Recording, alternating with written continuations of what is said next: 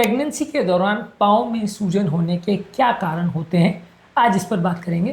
Pregnancy के दौरान अक्सर फीमेल पेशेंट्स में काफ़ी बार पाँव में सूजन देखी जाती है। इसके अलग अलग कारण हो सकते हैं। ज़्यादातर लोगों को ऐसा लगा कि किडनी फेलियर की वजह से पानी भर गया या हार्ट फेलियर की वजह से हो गया, पर ऐसा ज़रूरी नहीं है। बहुत सारे पेशेंट को normal heart, normal liver, normal kidney के बावजूद भी पानी भर सकता है।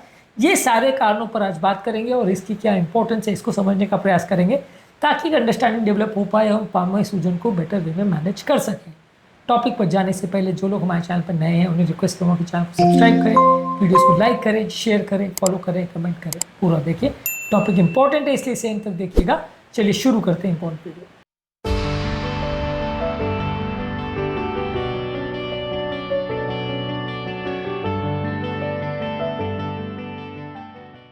सबसे पहला, अगर बॉडी का ब्लड वॉल्यूम बढ़ जाता है प्रेगनेंसी की वजह से, तो इसी वजह से भी ओवरऑल वॉल्यूम बढ़ता है।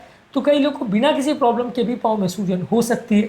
इसके अलावा प्रेगनेंसी की वजह से बॉडी में प्रोजेस्टेरॉन लेवल्स बढ़ जाता है, जो कि ब्लड वेसल्स को डायलेट करता है, रिलैक्स करता है। इसकी वजह से भी फ्लूइड लीकेज होता है सराउंडिंग टिश्यूज़ में, इसकी वजह से भी फ्लूइड कंजेशन होता है। इसके अलावा प्रेगनेंसी में लोगों को सबसे मेन कारण है जिसकी वजह से जो पानी भरता है वो ये है कि बच्चादानी में जब बच्चे का साइज़ बढ़ता है, यूट्रस का साइज़ बढ़ता है, तो वो आपके इंफीरियर वेना कैवा यानी रक्त नलियों को कंप्रेस करता है, जिसकी वजह से पाँव से आने वाला ब्लड जो हार्ट की तरफ जाना चाहिए वो कंप्रेस हो जाता है, वो नहीं ब्लड पुश कर पाता और प्रेशर की वजह से जब वो दब जाता है तो पीछे ब्लड भरने लग जाता है। उसी तरह से जैसे अगर आप डैम क्रिएट करते हो तो पीछे पानी भरना चालू हो जाता है, वैसे यहाँ पे इसी तरह से जब बच्चे का साइज़ बढ़ जाता है तो वो इंफीरियर वेना कैवा को कंप्रेस करता है और पीछे पानी भरना चालू हो जाता है। इसी वजह से पाँव में सूजन आती है। अगला कारण है कि प्रेगनेंसी के दौरान लोग की फिजिकल एक्टिविटी कॉम्प्रोमाइज़ हो जाती है, जिसकी वजह से पाँव का सर्कुलेशन कॉम्प्रोमाइज़ होता है। अच्छी फिजिकल एक्टिविटी करने से पाँव का सर्कुलेशन मेंटेन रहेगा तो ब्लड जल्दी रिलीज होगा, वहाँ से जल्दी ऊपर जाएगा। लेकिन फिजिकल एक्टिविटी कम होने की वजह से भी कई बार पानी में बढ़ जाता है पाँव में। इसके अलावा प्रेगनेंसी के दौरान कई फीमेल ज़्यादा सोडियम इंटेक करती है, ज़्यादा नमक वाली चीज़ें खाती है, इससे भी प्रेगनेंसी बढ़ती है। इसके अलावा प्रेगनेंसी के दौरान यदि आप बहुत ज़्यादा हॉट इन्वायरमेंट में रह रहे हो या गर्म प्रदेश में रह रहे हो, गर्म एरिया में रह रहे हो, तो इसकी वजह से भी नलियाँ थोड़ी एक्सपैंड हो जाती है और इसकी वजह से भी फ्लूइड रिलीज होता है नलियों से, इससे भी सूजन हो सकती है। इसके अलावा प्रेगनेंसी के दौरान प्री इक्लेम्सिया करके डेंजरस बीमारी होती है जो कि हाई ब्लड प्रेशर की बीमारी है। इसकी वजह से भी यूरिन में प्रोटीन निकलने लगता है, जब शरीर में प्रोटीन की कमी हो जाती है तो ये पाँव में सूजन होना कॉमन है। इसके अलावा प्रेगनेंसी में डीप वीनस थ्रोम्बोसिस भी एक इम्पॉर्टेंट कारण है।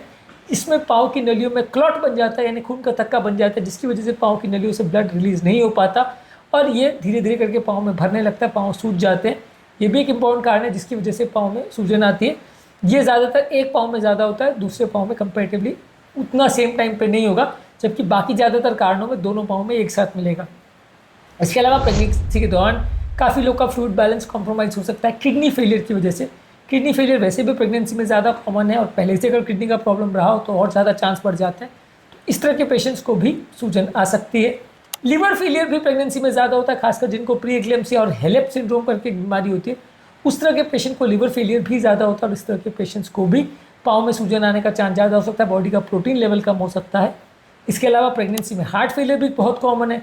प्रेगनेंसी में अगर किसी व्यक्ति को कोई पहले का वाल्व का प्रॉब्लम है, पहले का छेद का प्रॉब्लम है, हार्ट फेलियर का प्रॉब्लम है, हार्ट अटैक का प्रॉब्लम है, ये सारी चीज़ों की वजह से भी पानी भर सकता है, क्योंकि हार्ट फेलियर में अपने आप में पानी भरना कॉमन है और जब प्रेगनेंसी के दौरान हार्ट फेलियर होता है तो पानी भर सकता है। इसके अलावा प्रेगनेंसी में अगर आप प्रॉपर डाइट नहीं लेते हैं और बॉडी में एल्ब्यूमिन लेवल्स कम हो जाता है, खासकर अगर लिवर किडनी का भी साथ में प्रॉब्लम है, तो वैसे केस में लो एल्ब्यूमिन या प्रोटीन की वजह से mild to moderate kidney failure या लिवर फेलियर पेशेंट में भी पानी भर सकता है। प्रोटीन की कमी होने से जो ब्लड के अंदर जो वॉल्यूम है वो बाहर या एक्स्ट्रावास्कुलर स्पेसेस में निकल जाता है, जिससे कि पानी भर सकता है।